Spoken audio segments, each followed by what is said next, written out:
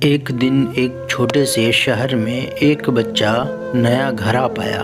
وہ گھر باتوں کو سننے میں ماہر تھا اور ہر روز لوگوں کو خوبصورت کہانیاں سناتا۔ ایک دن ایک قدرتی آفت آئی اور گھر کو اس نے اپنی مدد کرنے کا فیصلہ کیا۔ اس نے شہر کو سنایا اور اچھے لوگوں نے مل کر مشکلات کا حل کیا۔ یہ کہانی ہمیں یہ سکھاتی ہے کہ ہر شخص کا کردار اہم ہوتا ہے اور ہم مل کر مشکلات کا حل کر سکتے ہیں۔ ایک دن ایک چھوٹے سے گاؤں میں ایک بچہ نیلے رنگ کے ایک چڑیا کو دیکھتا ہے۔ چڑیا نے بچے سے کہا، مجھ میں ایک جادو ہے جو تمہاری ہر خواہش پوری کر سکتا ہے۔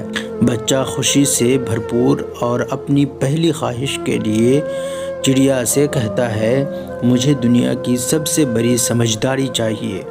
چڑیا نے ہنس کر کہا، تمہاری خواہش پوری ہو گئی، تم اب سمجھدار ہو گئے ہو۔ بچہ خوشی سے گاؤں والوں کے درمیان اپنی جادو کا استعمال کرتا ہے اور ہر کسی کی مدد کرتا ہے۔